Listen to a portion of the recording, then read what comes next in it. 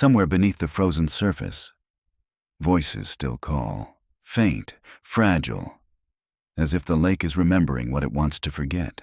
You're listening to Midnight Crime Stories, where every whisper carries a shadow and every night holds a darker secret. Tonight, we take you to a place where the air freezes your breath before your lungs finish their sentence. To a town where silence falls heavier than the snow. To a lake that forgets nothing. Larkspur Hollow, Minnesota, winter of 1996. 3 children vanished. No trace, no suspects, only a frozen lake, and the whispers it never stopped keeping. It was January 7th. The sky had been a bruise-colored gray for days. Snowdrifts rose past the knees.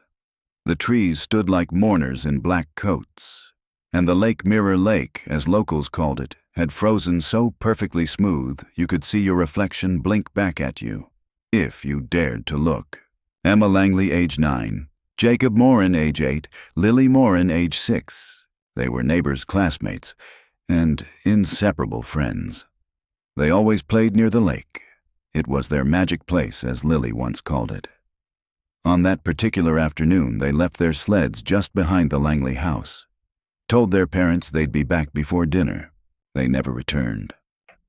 I've read the original police report. It's thin, a page and a half. At 4:43 p.m., Mrs. Morin called dispatch. By 6:10 p.m., officers had begun a preliminary search. By 9:00 p.m., the first dogs arrived. By midnight, the wind picked up and the lake was covered in a new layer of snow. The next morning, search teams found only 2 things, a red mitten and a trail of small boot prints leading out toward the ice, but never returning. They searched the lake as far as they could safely go. Drilled holes, used sonar. Divers tried, but the visibility beneath was almost zero. Ice too thick, water too cold. Nothing was found, except silence. And that's when it started. The voices. It began with the Jensen boy, 12 years old. Lived 2 houses from the Morans. He swore that while walking home late one night from his cousin's place, he heard something soft just beyond the trees. He said it sounded like a girl, calling, faint, from the direction of the lake. "Help me." He told his mom. She told the sheriff. They dismissed it. Stress, they said. The boy missed his friends. But then came the second report. Mrs. Rourke, 67 years old, hard of hearing. She was walking her dog near the shore one night. She told deputies she heard what sounded like a lullaby. Faint, but steady. She couldn't place the language, but her dog wouldn't go near the lake again after that night. She said the ice was humming. I visited Larkspur Hollow last winter. The town's shrunk since the 90s. Jobs gone, families moved, but the lake remains. Still, frozen, quiet. I stood on its edge just where the trees part and the wind carries through. And even with all logic, even with all reason, I swear it felt like something was listening. Not watching, listening. Back in '96, the investigation was eventually closed. No leads, no evidence. The local papers moved on. But the town never did. The stories continued. Every January, someone new would say they heard something. A whisper, a voice, always between midnight and 3. They even gave it a name, the Hour of the Lake. Locals won't walk past it after dark. Some won't speak the children's names anymore. Others leave little offerings, flowers, toys, candles placed carefully on the edge of the shore. Some freeze in place. Some vanish by morning. No one talks about who takes them. But there's one more thing, something most people don't know. The lake. This wasn't its first time. Because deep in the archives, buried in an old police logbook from 1961, there's another report. A boy, age 10, disappeared from the same stretch of ice. Same month, same silence. The file ends abruptly. Stamped case closed. The only note in the margin reads, "No footprints. No break in the ice. No signs of struggle." He was just gone. Some say it's the wind. Others say it's trauma echoing through the town's collective memory. But then there are the tapes. Recordings made by a local teen in 1997. Late at night. alone by the lake. He captured something faint, a voice, more than one.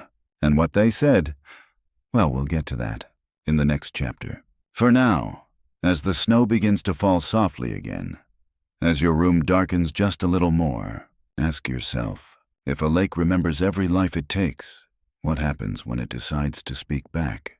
Thank you for listening to Midnight Crime Stories. Subscribe for more whispered true crime tales to accompany your sleepless nights. Soft winter wind sounds, fading into silence. Memory is a funny thing. Sometimes it protects us. Sometimes it lies. And sometimes it leaves things out on purpose. They were last seen just before dusk.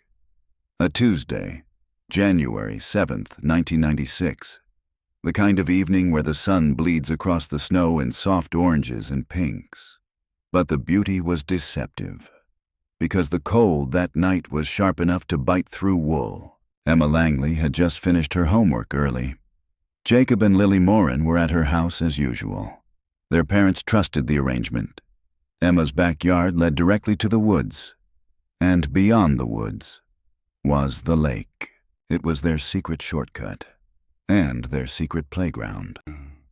Emma's mother, Claire Langley, remembered it clearly. I gave them each a thermos of cocoa, she'd say later in her interview with detectives. They promised not to go far. Emma said they were going to build snow castles, just for an hour, just until the sun dipped low. Claire waved to them from the kitchen window. 3 small figures, sleds trailing behind, disappearing into the tree line. She didn't think twice. At 4:38 p.m., the last known sighting. By 6:00 p.m., dinner was growing cold. By 6:20, she called the Morans. They hadn't come home either. By 6:43 p.m., panic set in. The Morans lived just down the road. Mark and Denise, both school teachers. They thought their kids were still at Emma's. By 7:00 p.m., both families were out in the snow with flashlights, calling names, no answer. Mark found the sled first, half buried near the tree line. Then Claire found a mitten-red fleece-lined small. She swore it was Emma's. By 8:00 p.m., the sheriff had been called. By 9:00, deputies and search volunteers had gathered at the lake's edge. What they found there was absence. No cracks in the ice, no holes, just small footprints, 3 sets pressed into the snow like shallow ghosts, leading toward the lake, then gone, as if the lake had erased the rest. Deputy Ryan Heller was among the first on scene. He still lives in Larkspur Hollow, still walks with a limp from a snowmobile accident back in '97. I met him during my visit. He remembers everything. We followed those prints, he whispered. They went about 40, maybe 50 feet out, then just stopped, like they stepped into air. He paused, then added, or were taken. The town responded quickly. Over 50 volunteers came out the next day with snowshoes and dogs. Helicopters scanned overhead. Divers cut holes in the ice. But the water was thick with sediment. Visibility less than 2 feet. No signs of clothing, no bodies, no drag marks. Nothing to suggest they fell through. Because there was no break in the ice.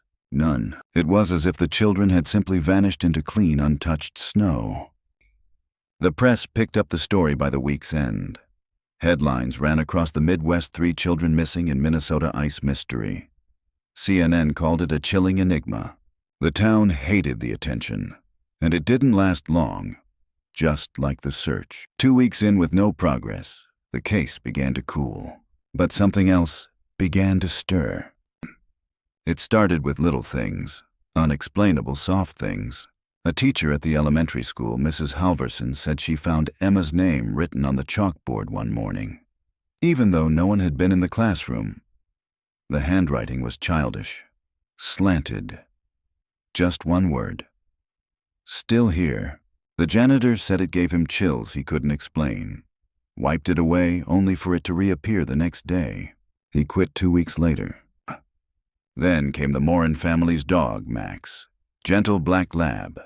He began whining each night at the window, always between 2 and 3 a.m., staring toward the woods, whimpering, tail tucked.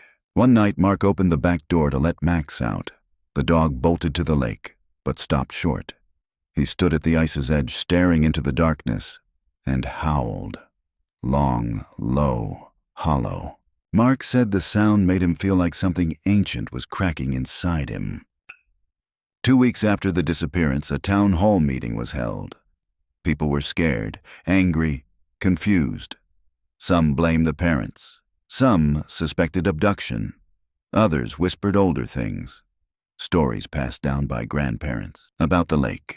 The name Mirror Lake wasn't official. On old maps, it was labeled Feathers Hollow. But according to Elias, the old ice fisherman we'll meet later, it once had another name, one the locals refused to speak after dark.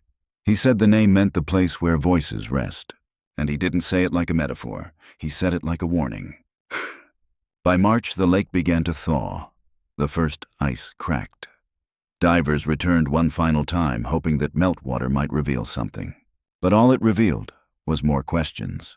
They found no remains, no personal items, only deeper shadows in the water. And one strange formation beneath the surface branches twisted together in a spiral as if arranged. The sheriff described it as an accident of nature. Others disagreed. One diver refused to return. He said he felt something pressing against him under there, not physically, but emotionally, like sadness or guilt or grief that wasn't his. He quit diving that same month. The case stalled, then froze, just like the lake. And the families, they changed. The Langleys divorced within a year. Claire moved to Colorado. She stopped answering reporters' calls. The Morans stayed, at least for a while. They still set out 3 small chairs on their porch each January 7th, every year, until the year they left in 2001.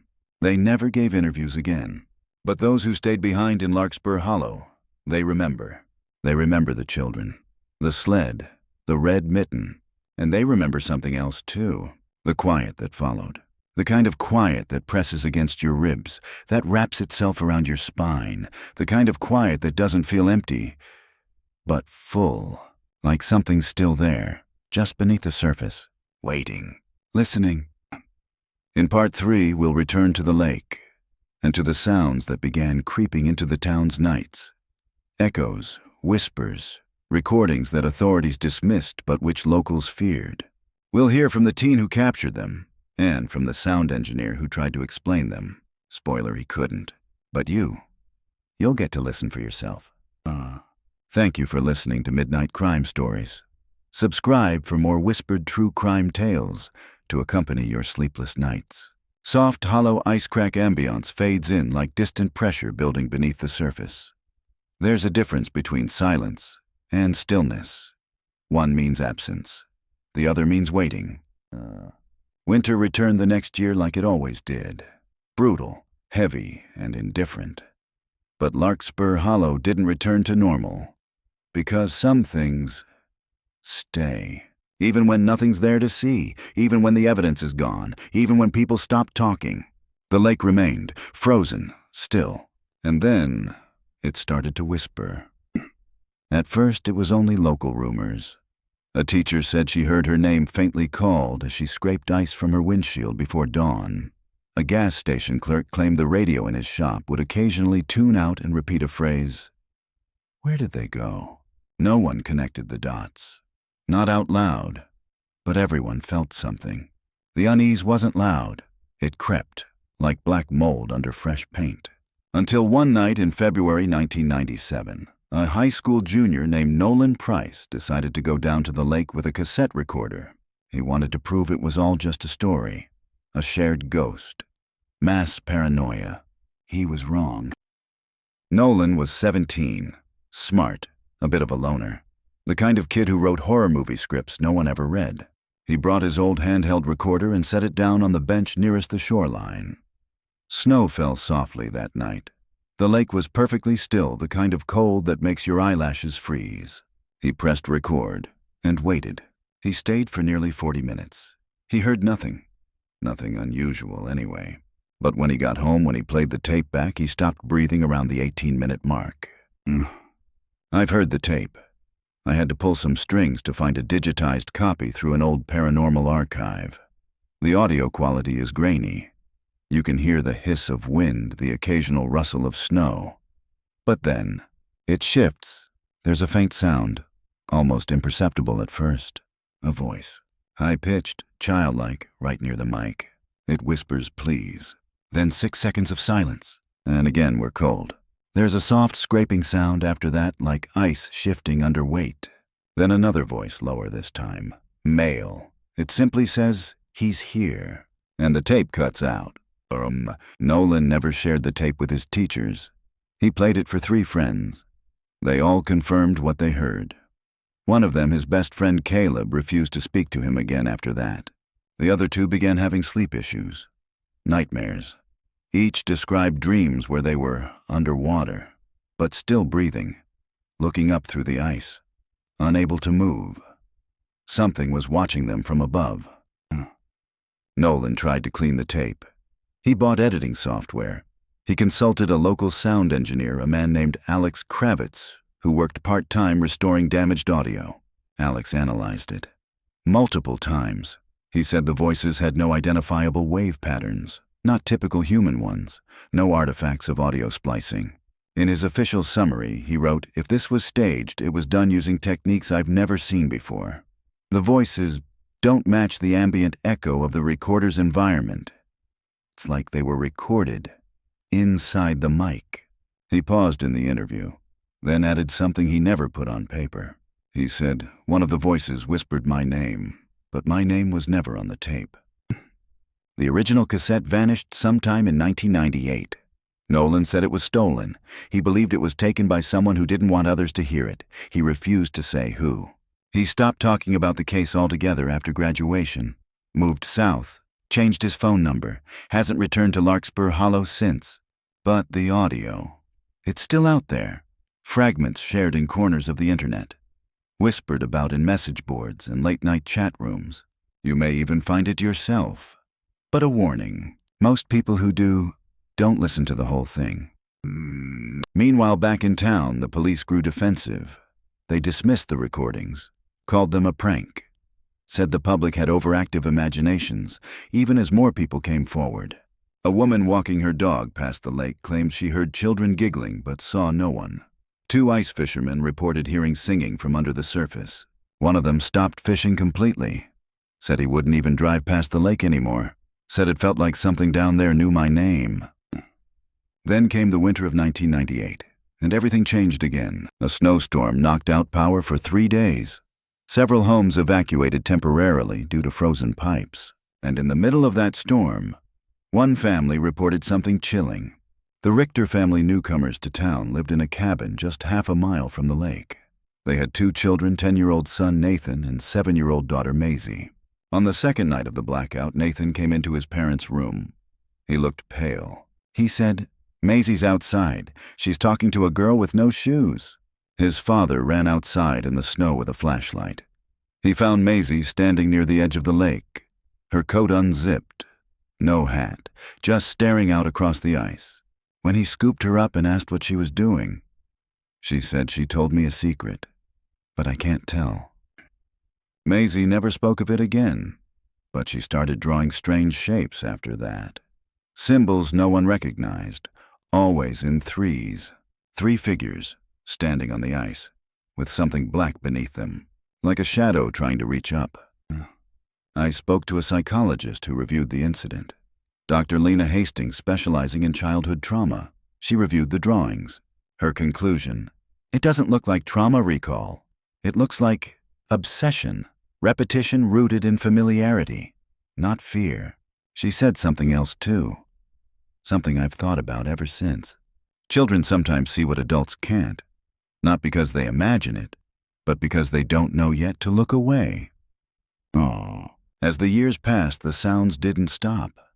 They only got quieter, more selective. The lake chose who to whisper to, but every January, during the deepest freeze, a few still say they hear it. Calling, crying, begging, remembering, and always just below the surface. In part 4, we meet someone who claims to have spoken to them, not heard spoken. His name is Elias. He's lived by the lake longer than anyone else. He fishes through the ice alone, even at night. He says the lake speaks to him, says it's spoken for years. But what it tells him isn't meant for everyone. Faint wind brushes across frozen reeds, a subtle rhythmic creaking of old wood like a dock under strain. Some men run from the whispers, others pull up a chair and listen. If you walk 2 miles north of the main road past the dead pines and over the rusted fence that doesn't keep anything out anymore, you'll find a shack. It leans slightly east. The roof sags. The porch is missing 3 steps, but the smoke from the chimney always rises perfectly straight. That's where he lives. Elias Marin, age 78, the ice fisherman. Some in town call him crazy. Others call him the last keeper of the lake. But most just don't call him at all, because Elias talks to the lake, and he says, the lake talks back. I met Elias during a visit in early 2024. He didn't agree to an interview easily. He doesn't have a phone, doesn't trust them, said too many voices already in the wires. I brought coffee and smoked trout. He let me in. The inside of his cabin was warmer than I expected. Cramped, quiet. Walls lined with fishing poles, old maps and photographs. One photo caught my eye, 3 children in winter coats standing on a dock. He noticed. Took the photo down, didn't explain. Instead, he pointed to the kettle and said, "You're not the first one to come asking, but most of them don't want the truth. They want a shape they can point to. I don't got shapes, just whispers." Elias moved to Larkspur Hollow in 1959. He was 13. His father a trapper, his mother a nurse who rarely spoke. They lived closer to the water than anyone else. He said his father warned him early, "Don't fish past the 6th snow, and never look at the ice if it talks back." Elias said he didn't understand then. He does now, because for nearly 60 winters Elias has fished the same patch of lake. Always in January, always at night. He carves a perfect circle with a hand drill, drops his line, and waits. Sometimes he catches perch. Other times, nothing. But once in 1983, he pulled up something else. Not a fish, not even a living thing. A button, red, faded. He swore it was the same kind sewn on Emma Langley's winter coat before she went missing, 13 years later. He didn't tell anyone then. Said he didn't want to get laughed out of town, but he kept the button. Showed it to me that night. Still in a jar by the window.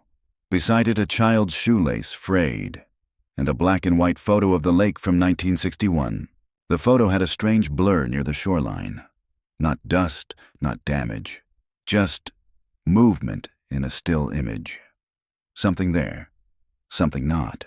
Elias said, "That was the first time I heard them." He was 19. It was past midnight.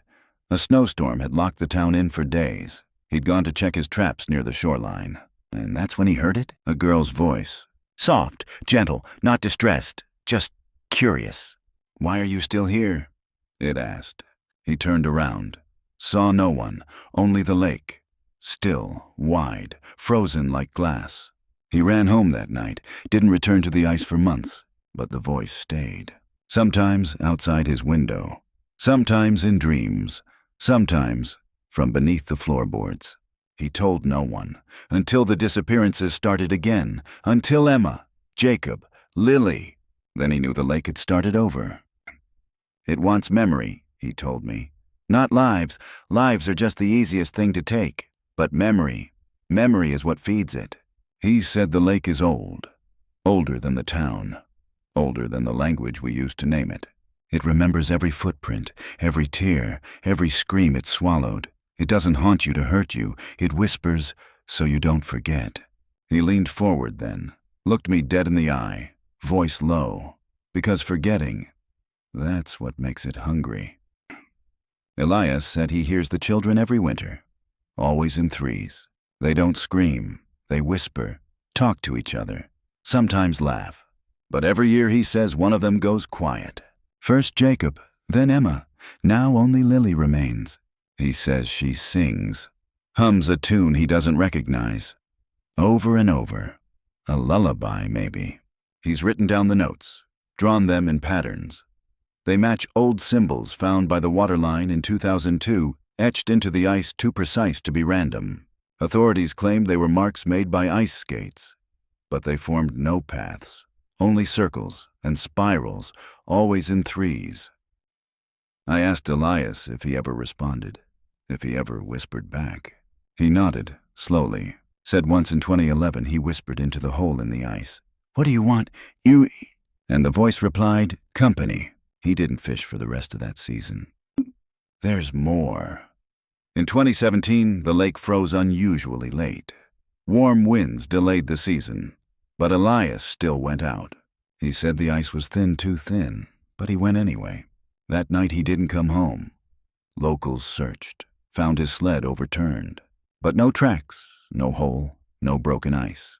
He returned 2 days later. No injuries, no explanation. When asked where he'd been, he said, "Nowhere you'd recognize." He wouldn't say more, only that they weren't angry, just lonely, and he never missed another winter. Before I left that night, Elias handed me something, a small tape, old, dusty. He said don't listen to it at night, not if you're alone. Of course I did. The recording is faint, crackling, but clear enough to hear. Lily's voice, soft, melodic, singing, and in the background, a deeper voice. Unfamiliar, not human. Just 3 words, spoken slowly, clearly. "It's your turn." I tried to play the tape again the next morning, but the cassette snapped. Right in the middle of that phrase. I've kept the pieces, but I haven't tried to fix it, and I haven't gone near any frozen lakes since. Because sometimes when the ice creaks, when the wind shifts, you start to wonder if the lake remembers you too. And that's a question I'm not ready to ask, not yet. Soft, steady snowfall ambience. A slow, breathy exhale. Some returns aren't miracles. They're warnings dressed as blessings. Because sometimes the person who comes back isn't the one who left. January 13th, 2002. Just past 3 a.m. Snow fell hard that night. Thick and wet, the kind that dulls sound and swallows footprints before you can trace them. A trucker named Dale McKinney was driving south on County Road 11, a narrow stretch that skirts the edge of Larkspur Hollow. His headlights caught something. A figure, small, barefoot, walking along the ice-lined shoulder of the road. He braked.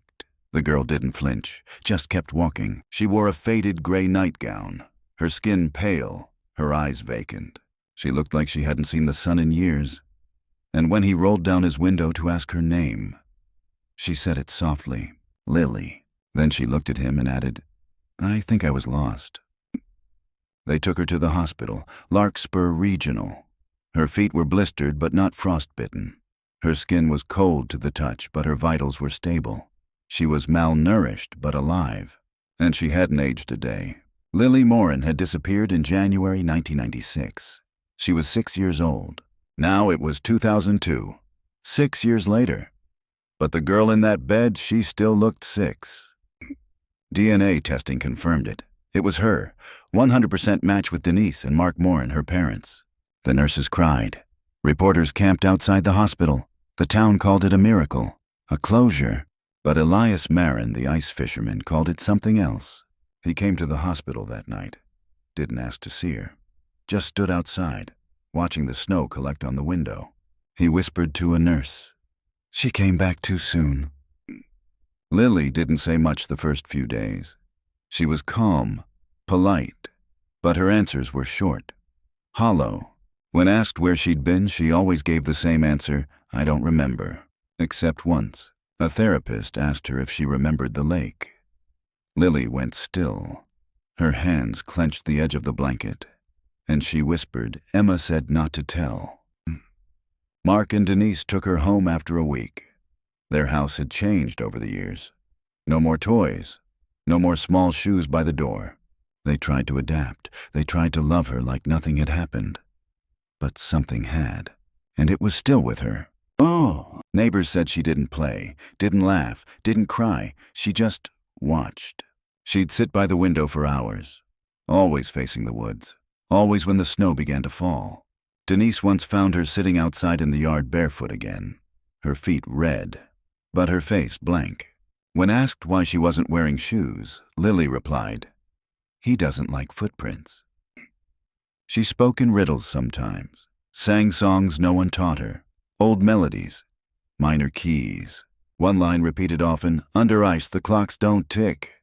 She drew pictures, 3 children, standing in a circle, surrounded by water, their mouths wide open, but no sound. And beneath them, something dark, a shadow shaped like a man, with no face, just an outline. She called him the listener. Denise took Lily to a specialist, Dr. Alan Rayner, child trauma psychologist. He reviewed the drawings, the speech patterns, the sleepwalking. He gave it a label: dissociative identity disruption, due to early childhood trauma and memory suppression. But privately, he wasn't sure. He'd seen trauma before. He'd seen dissociation. He hadn't seen this. He recorded one session just before Lily stopped coming. She asked him a question that still gives him chills. If someone dies in a dream but doesn't wake up, are they still gone? He said it was like she wasn't asking me, like she was asking through me. Then came the mirrors. Lily refused to look at them. Any reflective surface she'd turn away, cover her face, sometimes cry. When asked why, she said because she's still in there. Emma, her best friend, gone but not gone. According to Lily, Emma was stuck in the ice, behind the reflection. She can see me. She said it's almost my turn again. Denise found Lily one night in the bathtub, fully clothed, submerged, eyes open, not breathing. She screamed, dragged her out. But Lily was calm, didn't cough, didn't panic. She just whispered, "It's quieter there." A week later, Lily disappeared again. No signs of forced entry, no footprints, no open doors. Just her nightgown neatly folded at the foot of her bed, and one wet footprint facing the window. The screen had not been removed. The snow below was undisturbed. She was simply gone again. Search efforts restarted. The town flooded with reporters. But this time, there was no celebration, no hope, only silence, and a growing suspicion that whatever had taken her the first time had only let her go to deliver a message, and now it wanted her back. 2 weeks later, a fisherman found something frozen into the edge of the lake, a photograph pressed under a sheet of transparent ice. It showed 3 children, smiling, standing together, Emma, Jacob, and Lily. But they weren't the same children from the old school pictures. They looked older, not in age, in knowing. Their eyes looked through the lens and past it, as if they could see who would find the photo. The lake thawed the next day, and the picture was gone. Denise and Mark moved out that spring, left everything behind. They didn't tell anyone where they were going, didn't leave a number. When asked by reporters if they believed Lily had come back as their daughter, Denise only said, "Something came back. I just don't know if it was Lily." And in town, the lake stayed quiet. No more voices for a while, no more returned children, just ice, still and heavy. But every winter since, locals say they see a figure, small, alone, walking the edge, wearing a gray nightgown, never leaving footprints. And if you're close enough and the snow is just light enough, you may hear her hum that same tune. No words, just a lullaby, from under the ice. Ambient, a low humming wind, the soft creak of shifting ice below. There's something different about frozen things. They preserve, yes, but they also conceal. They keep the shape, but not always the soul. Lily Morin was never found again. Not officially, not completely. But pieces of her began to surface, not flesh or bone, but things she left behind. Drawings, words, symbols, faint echoes of memory, as if she'd begun unraveling the silence and then was pulled back in. By what? That question never left Larkspur Hollow. It only went deeper, like breath sinking beneath ice. Let's go back to the house. The Morin residence, abandoned since spring of 2002. I visited it myself. Boarded windows, front door splintered, snow pushing in through cracks in the roof. But inside, something remained. In the upstairs hallway between Lily's old room and the master bedroom, there's a narrow closet. Nothing inside, except the wallpaper. It peels at the bottom. But one section behind where coats used to hang had been scratched. Not carved, scratched, over and over, by small fingers. When the boards were pulled away, they found a pattern. 3 circles, interlinked, and beneath them a name, Emma, then Jacob, and beneath both one final word, soon. Authorities didn't take it seriously. They labeled it a trauma-related coping mechanism, said it was common for missing children to fantasize in drawings even after recovery, but they didn't explain how the scratches were found beneath sealed wallpaper, or why they were only discovered months after the house was emptied. Then came the journal. Not a real one, a school notebook. Lisa Tappan, the new substitute teacher at Larkspur Elementary, was reorganizing leftover supplies when she found it. Wedged behind a heating unit in the second-grade classroom, it had Lily's name written in uneven pencil across the front. Inside were pages of spirals, symbols, and fragmented sentences. He lives under the silence. We're not dead. We're in between. Emma said the ice grows deeper when no one listens. He eats the part of you that dreams. We can't tell. If we tell, he hears. And then on the last page, my turn was supposed to be last. Nah, that sentence haunts me. Because what came next, what the town refused to acknowledge, wasn't a ghost story. It was a pattern. And patterns, once noticed, demand explanation. In 1961, a boy named Henry Bales disappeared, age 10. Went missing while skating with friends on Mirror Lake. His case was dismissed as an accident. Thin ice, no body recovered. But now look at the dates. 35 years, 6, then none. The intervals aren't consistent, but the months are. Always January, always snow, always ice, and always children. Now back to Lily, or rather what she left in that notebook. The symbols. One in particular stood out. 3 lines in a triangle, each pointing inward, converging into a spiral. A linguist from Duluth University was shown the drawings. She cross-referenced them against native and pre-colonial markings used in the region. Her conclusion: the symbol resembled ancient Ojibwe petroglyphs, meaning inside the spirit used to describe the liminal space between life and death, a place of silence, of stillness, a place where voices wait. Dr. Lena Hastings, the trauma psychologist we spoke to earlier, reviewed the drawings again. She said, "It's as if Lily wasn't just expressing memory. She was reporting from within it, like she hadn't returned from trauma, but from somewhere else entirely." Now let's talk about the boy in the 1944 photo, the 4th voice, the one that appeared on Nolan's tape from Part 3. There was never any official report of a missing child that year. But in 2005, a journalist named Dana Keel was compiling archival stories from early Larkspur settlers. She found a mention, 1 line, buried in a church newsletter dated February 1944. "We mourn the passing of young Everett Callow, though no grave shall mark his return to the earth." No obituary, no police report. But the family left town the following month, without explanation. A search of land records revealed the Callow home once stood where Mirror Lake now stretches. Before the lake was a lake, it was a hollow, a valley, flooded after a mining collapse in 1942, meaning Everett was buried in the water before it froze. Before the ice ever whispered. Could Everett have been the first? The voice that never faded. The shadow. Lily drew beneath the others. The listener. There's one last item I need to tell you about. One that's never been shown to the public. Until now. A VHS tape, dated March 2, 2002, labeled only with the word mirror. It was anonymously mailed to Larkspur Hollow PD. No return address, no note.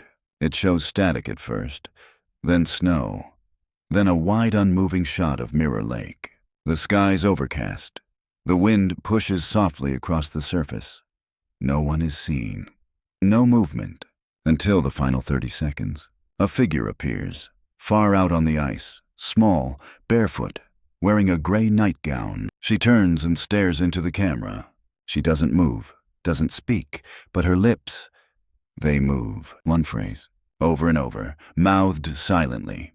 Not done, not done, not done. Then static. The tape was shelved, dismissed. Police called it a hoax, but no one claimed responsibility. No one recognized the location, except Elias Marin. He said, that shot it was taken from the old Ranger's Tower, the one that collapsed in '89. No way to get up there now, unless you already were. Cool. So what does this mean? Are these voices lost memories? Collective trauma? Spirits trapped beneath the ice? Or is the lake itself alive in some way? We don't understand a consciousness made of cold silence and sorrow. We don't have answers, only stories. Evidence scattered like snowflakes, fragile, fleeting, and eerily similar. But the one thing everyone agrees on, it's not over. Because every few years someone new hears the whispers, not always in January, not always at the lake. Sometimes in dreams. Sometimes in recordings. Sometimes when they least expect it. The lake isn't just in Larkspur anymore. It's in memory, in rumor, in us. And if you hear a voice in the snow, one that calls your name softly, one that sounds like a child lost in the cold, don't answer, don't turn, because the moment you do, you might find yourself looking into the ice and see a version of yourself older, colder, already beneath the surface, still listening. In part 7, the voices return, but this time with one more than expected.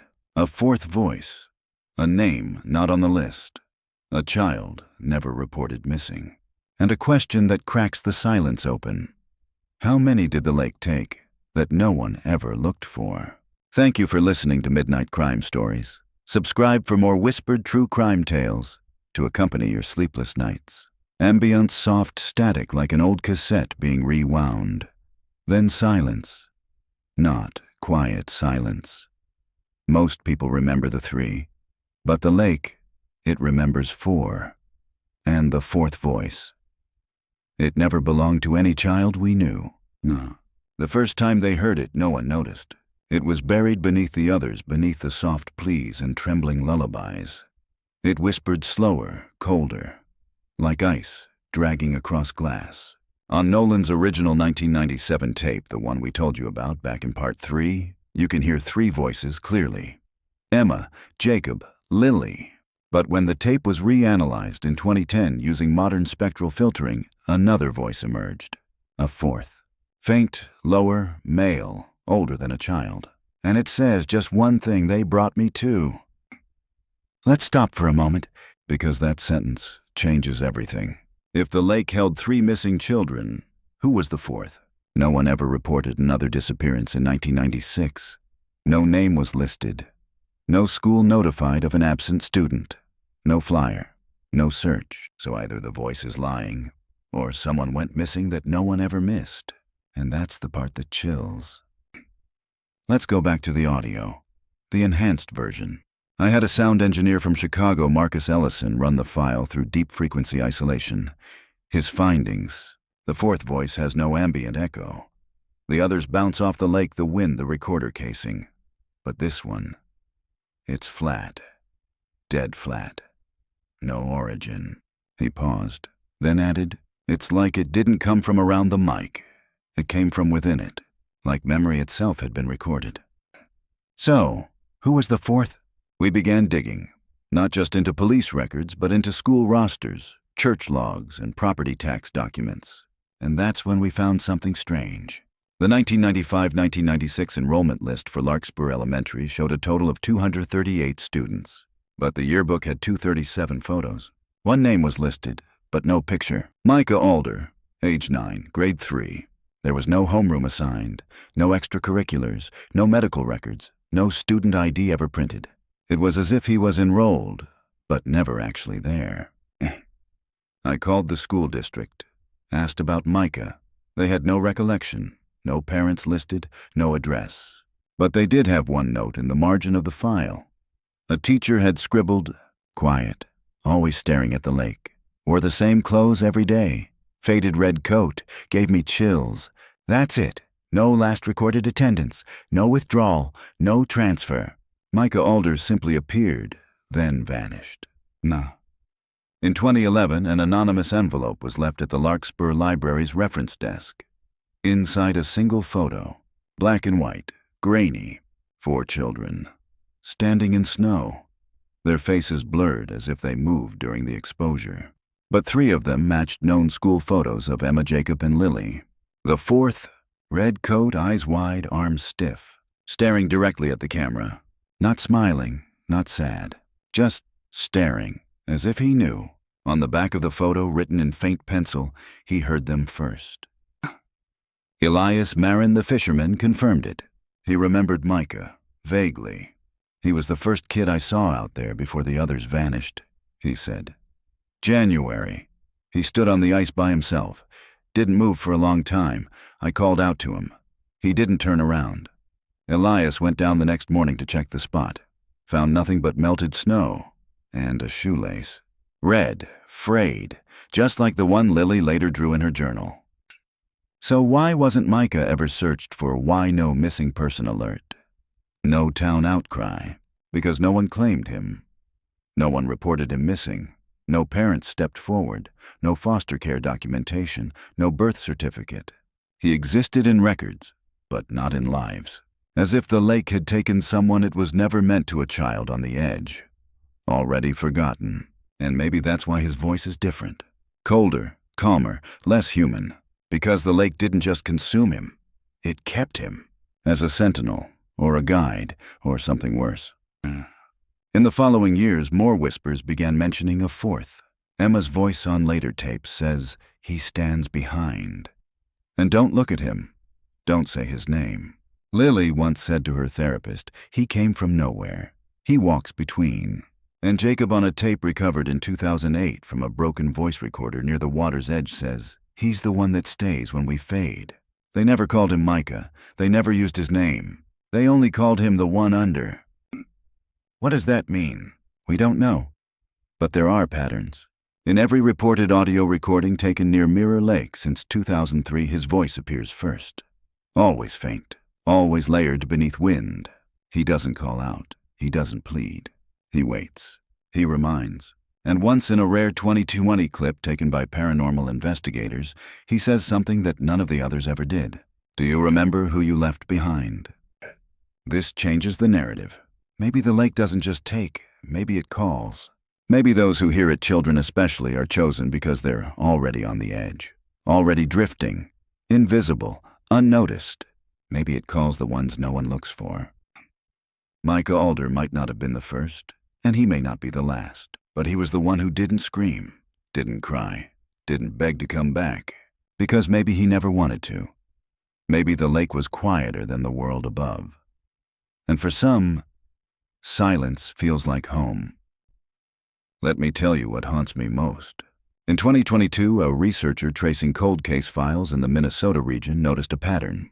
Every 7 to 10 years in rural towns near frozen lakes, a child is quietly removed from school records without explanation. Not in headlines, not in Amber Alerts. Just gone, unnoticed, erased. And when those lakes are tested, some show faint electromagnetic patterns. Distortions, as if something beneath is interfering. Not often, but only in January, only at night. Maybe Mirror Lake is just the loudest. Maybe Micah's voice was simply the first to cut through. But what if there are others? Other lakes, other whispers, other 4ths, waiting. In Part 8, we return to Lily, to her final attempt at breaking free, to the night she stood beneath the dock and tried to end it all. But she didn't go quietly, and what she left behind that night still hums under the surface. Soft, rhythmic drips, a faint creak of thawing ice. Then, one low exhale. When the ice breaks, it doesn't scream. It sighs. And if you listen closely, that sigh sounds a lot like a name. Eerie. The winter of 2009 was warmer than usual. Snow fell but never stuck. The lake froze, but not deep. Locals called it the soft freeze, the kind of winter where old things stir, where the ice doesn't hold back what lies beneath. And that's when she came back, Lily, again. We last heard from her in 2002 after her mysterious reappearance and second disappearance, barefoot folded nightgown, a footprint by the window. For 7 years, nothing. Not a trace, no sightings, no sound. Until one quiet January night just before midnight, a park ranger named Colton Reyes was checking the lake's perimeter. He was new to the job, didn't know the full history, didn't believe the stories, until he saw her, standing beneath the old dock, partially submerged. Still, head tilted up toward the beams, eyes wide, mouth open, but not screaming, just breathing, as if the water were air. He pulled her out. Her skin was ice cold but pliable, heart rate low but steady. She was alive, barely, but alive. She was brought to Larkspur Regional Hospital, same as before. Still the same age, still the same nightgown, still unchanged. Time, it seemed, had no hold on her. Nurses noted she didn't blink often, didn't react to pain, didn't answer to Lily. When they tried calling her by name, she would only reply, "Not mine anymore." She was kept under observation. The doctors ran every test. No evidence of brain damage, no hypothermia, no trauma to speak of. But she began to hum again. The same lullaby. 3 notes, a pause, 3 notes again, over and over. The same pattern drawn in her old journal. The same melody heard on Nolan's 1997 recording. And sometimes, in the pauses between the notes, you could almost hear another voice echoing underneath.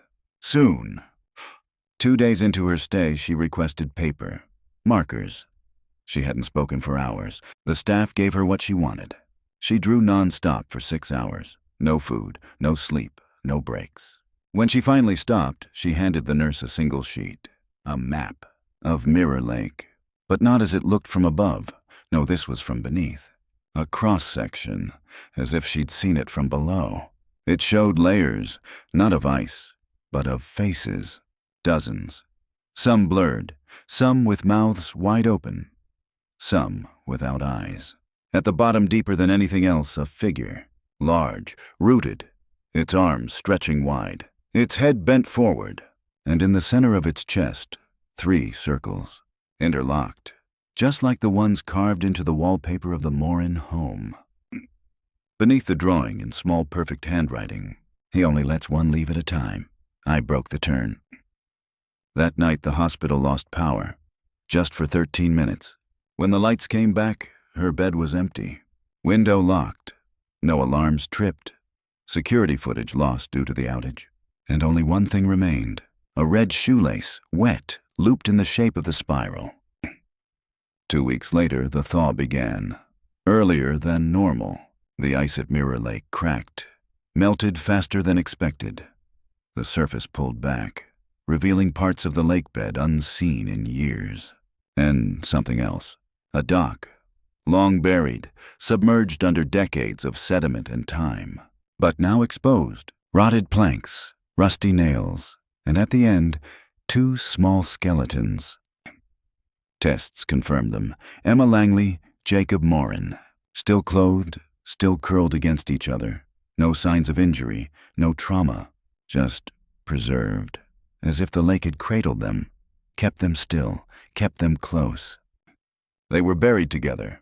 Closed casket, no ceremony. The town didn't want press, but a few residents left small gifts by the water. Dolls, ribbons, red mittens, and one person anonymous left a note, tucked in a plastic sleeve, pinned to the dock's edge with a fishing hook. It read, "One remains, and one waits. We weren't meant to stay." That spring Mirror Lake was closed, officially, declared a site of structural instability. No swimming, no fishing, no walking the ice. But the signs didn't stop people. Campers, curious teens, paranormal investigators, and every few years, one of them goes missing. In 2014, a blogger named Ashley Corbin uploaded a video of her walking along the lake at night. The video cuts in and out. Low resolution, mostly wind and crunching snow. But at minute 3:17, she stops. The camera points toward the frozen center. She says, "There's someone out there." The figure is faint, distant. Then her voice lowers. "She's waving at me." The video ends. Ashley was never seen again. Her last GPS ping came from the lake's shore. Nothing found, except her boots, perfectly placed, side by side, facing the ice. So what happened to Lily? Is she still out there, trapped alive, or something else? Some say she never returned to the lake, that she walked out into the woods and vanished. Others, they swear she's still in the lake, still humming, still beneath the dock, waiting for her next turn, or someone else's. Elias Marin hasn't fished since that winter. He doesn't speak of Lily anymore. When asked, he just says, "The lake let go of 2. That was already too many." And when he talks about the thaw, he doesn't call it a season. He calls it a crack, in time, in silence, in memory. A place where something once sealed slipped loose. One last note. In 2019, a hiker found an audio recorder half buried in the mud near the old dock. Water damaged, batteries corroded, but the SD card inside still worked. The file, a simple 14-second clip, just wind, then ice creaking, then a whisper. Not a child, not Elias, something lower. The voice says, "She's with me now, and she sings for no one." Then silence, no distortion, no goodbye, just the sound of breath falling away beneath the water. In part 9, the voice returns. But this time, it speaks a name. A new one no one in Larkspur has heard before, because the lake hasn't stopped. And the fourth voice is no longer alone. Ambience bare wind. The sound of reeds brushing against one another. A subtle echo, like someone breathing behind glass. There's a season between winter and spring, not marked on calendars, not known by name, but if you live near the lake, you feel it. The whispering season. After the thaw of 2009, Larkspur Hollow tried quietly to let things go. 2 children were finally buried. The lake was declared off limits, and for a few years, there were no voices, just silence, stillness, and the memory of a girl who came back twice, but never truly stayed. Then came the season. Locals named it that unofficially. Not because of what they heard, but when. The whispering didn't follow winter anymore. It followed grief. If someone in town lost a child, a parent, a partner, they'd report strange things in the days that followed. Not ghosts, not shadows, but whispers. Coming from places that used to be filled with laughter. Kitchens, backyards, school buses. Voices that sounded just familiar enough, but not quite right. As if the lake had begun learning to echo sorrow and use it. The first major incident happened in 2012. A teacher, Mrs. Ellen Rodman, lost her daughter in a car accident, just 7 years old. 3 days after the funeral, she woke at 2:03 a.m. Her daughter's voice was calling her, not crying, not pleading, just softly saying, "Mom, I'm still cold." She followed the voice to the kitchen, found the back door wide open.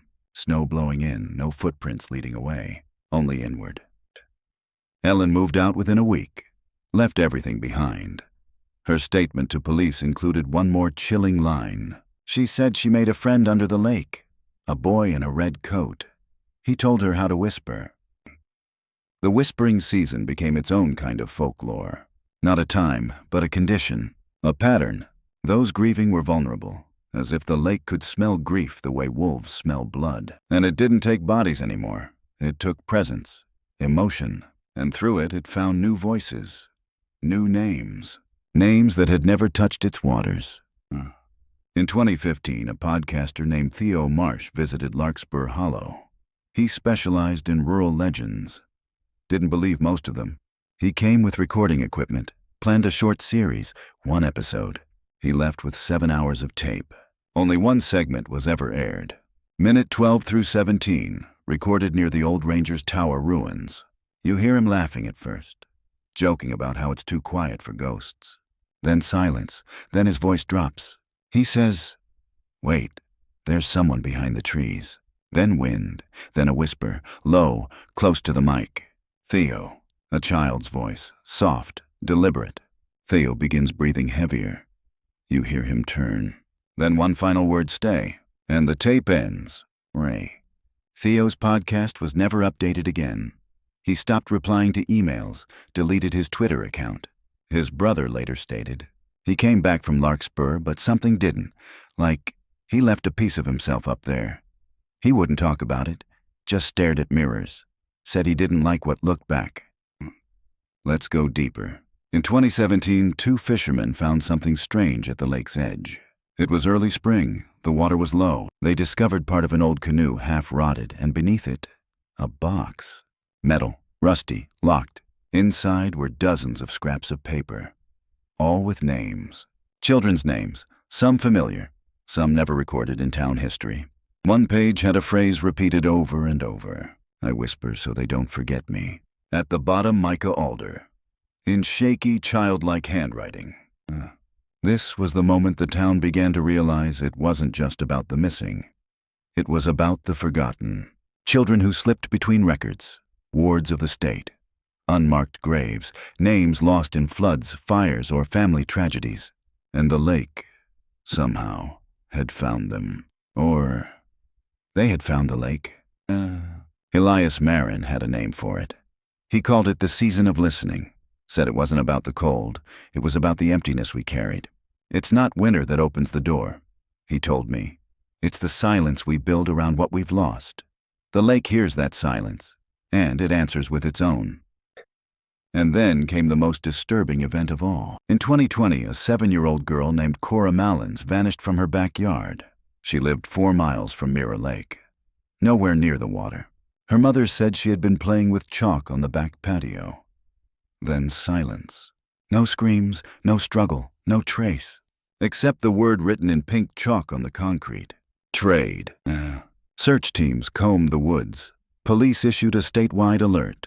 Cora's image flooded news stations, but she was never found, until 1 year later, to the day a boy was discovered. In the woods behind the old ranger station, wearing a red coat, age estimated to be 9 or 10, unconscious, freezing, barefoot. No ID, no matches in the national database, no missing persons that aligned. When he woke in the hospital, he gave a name. Micah. He refused to answer questions, didn't speak for days, only wrote. One sentence, over and over. She sings now. I rest. He vanished from the hospital on the 4th night. Security footage erased. Room left untouched. Shoes still under the bed. But on the pillow, 2 red shoelaces, knotted together, and beneath them, scratched into the headboard, he always takes one back. And now the lake waits again. Locals report hearing children playing outside in the middle of the night. Laughter that stops the moment you open the door. Phones ringing once. No caller ID, no sound on the other end, except for soft breathing. Sometimes a voice. Not you, not yet.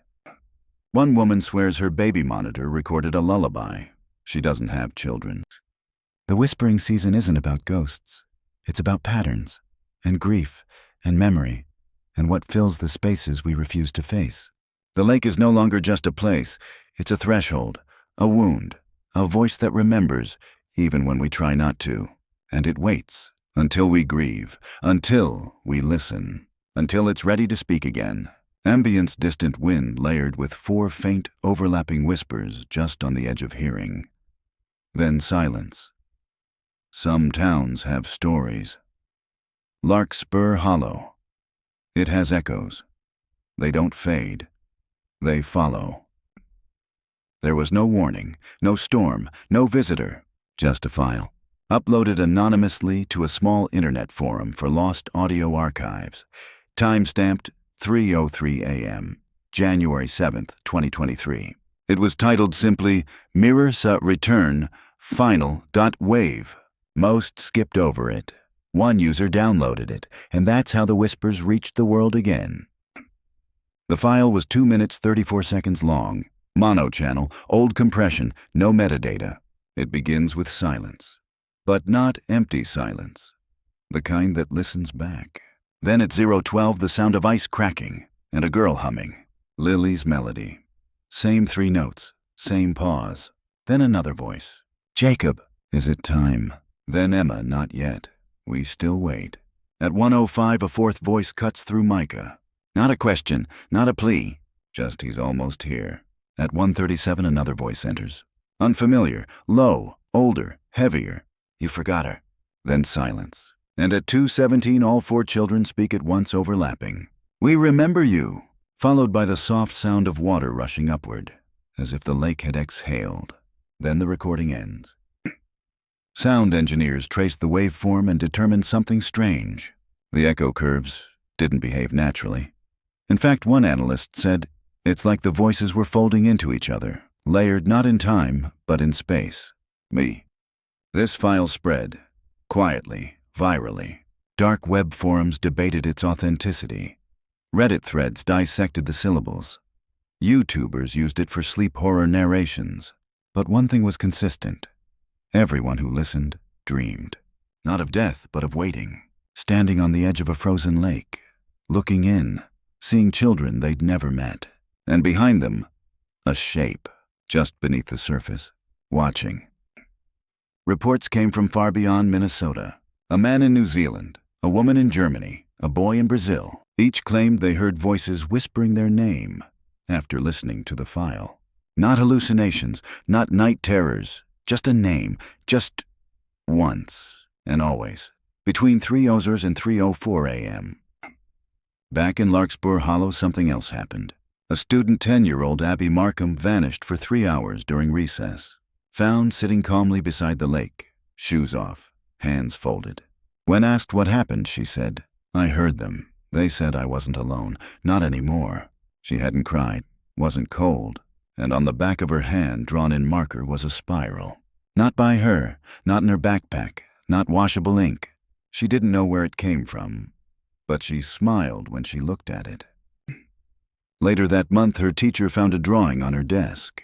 4 figures, 1 dock, a dark shape below, and a 5th child standing on the edge. No face, only an empty circle. Above them, one word, you. The town council held a closed meeting. They discussed fencing off the lake again, monitoring internet access in schools, restricting audio file sharing. But none of it changed the truth. The story had outgrown them.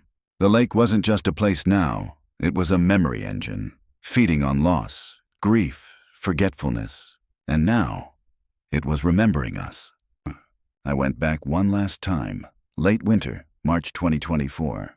The lake was still, glass-like.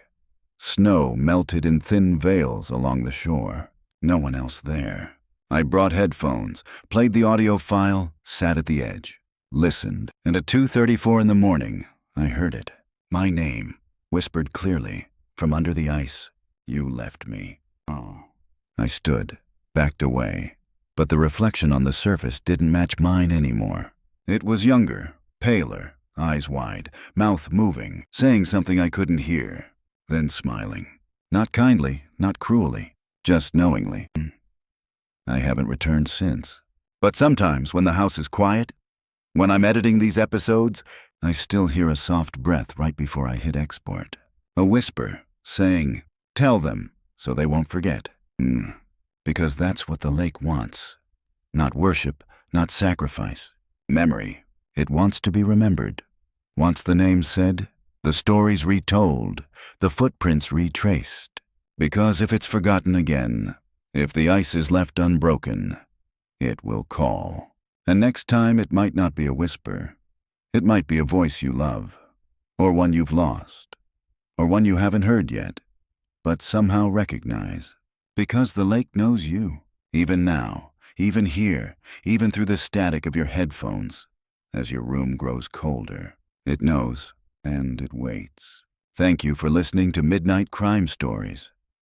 This was the final chapter of Voices from the Frozen Lake. Subscribe if you dare for more whispered true crime tales to accompany your sleepless nights.